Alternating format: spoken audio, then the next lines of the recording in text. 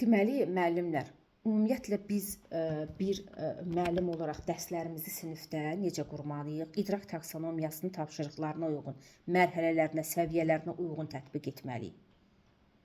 Yəni bunu necə edəcəyik biz? Məsələn, gündəlik planlaşmamızı qururuq. Bu gün hansısa suallar, tapşırıqlar, hansısa fəaliyyətlərə cəlb edəcəksə şagirdlərimizi, biz orada hər səviyyənin şagirdinə nəzər alacağıq. Sinifdə hər səviyyədə deyək ki, zəif şagirdlərimiz var, orta var, yüksək səviyyənin şagirdləri var. Elə bir sinifdə şagirdlərimizin hamısı dəyərləndirmə mərhələsinin şagirdi deyil ki. Nə də biz o şəraiti yaratmayacağıq ki, xatırlama mərhələsinin deyək ki, o səviyyəcə aşağı olan, deyək ki, məsələn, zəif şagirdlərimiz qonaq kimi gəlib getməsin.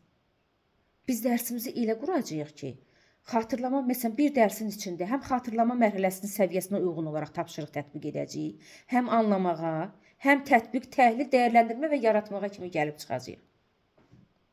Məsələn, hansısa bir mövzu keçmirsən, deyəcəksən ki, məsələn, indi sual-cavab edirik şagirdlərimizə. O yüksək səviyyə götürüb faktoloji sualı verməyəcəksən ki. Məsələn, aşağı uşaqlara sual verəcəksən ki, niyə o da aktivlik göstərsin? İnteraktiv dərs qururuq axı biz.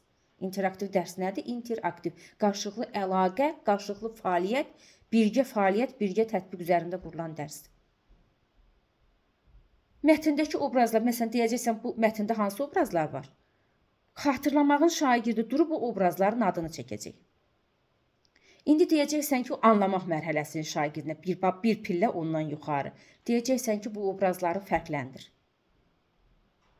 Mənfi və müsbət obrazları fərqləndirəcək. Deyəcəksən, bu obrazlara uyğun mənfi və müsbət xarakterini əks etdirən gəl bir cümlə tətbiq elə, lövhədə yaz. Cümlə yazacaqsa, tətbiq mərhələsinin şagirdini nəzərə aldın. İndi deyəcəksən ki, bu obrazlardan ən təsirlisi hansı idi? Əli dur deyə görüm. Əli durub bu obrazların ən təsirlisini müəyyən eləyirsə, təhlil mərhələsinin şagirdini nəzərə aldın. İndi deyəcəksən ki, dur ayağa Nərgiz qızım, dur ayağa mətndəki obrazlara münasibət bildir. Sən bu qəhrəmanın yerinə olsan nə edərdin? Dəyərləndirmə mərhələsinin sualıdır.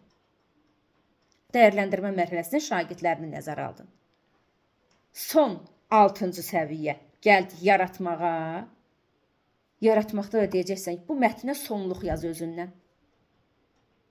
Mətnə sonluğu özündən yaz. Mətnimizə uyğun hər hansı bir ayrı bir hekayə qur. Hansısa bir bayatı qur. Nə bilim, nə qur. Deməli, yaratmaq mərhələsinin şagirdlərini nəzərə aldıq. Şagird var ki, xatırlamaq, anlamaq gəlir. O səviyyə oradan o tərəfə gedə bilmir. Şagird var xatırlamaq, anlamaq, tətbiq, təhlilə kimi gəlir. Şagird var dəyərləndirmə, hətta yaratmağa kimi gəlir. Yəni hər şagird o yaratma səviyyəsinə kimi qalxa bilmir. Amma biz mövzumuzun məzmunumuzu idrak taksonomiyasının mərhələlərinə uyğun quracağıq. Ümumiyyətlə dərsimizi o mərhələlərə uyğun qurmalıyıq. Mütləq şəkildə müəllim onları nəzərə almalıdır.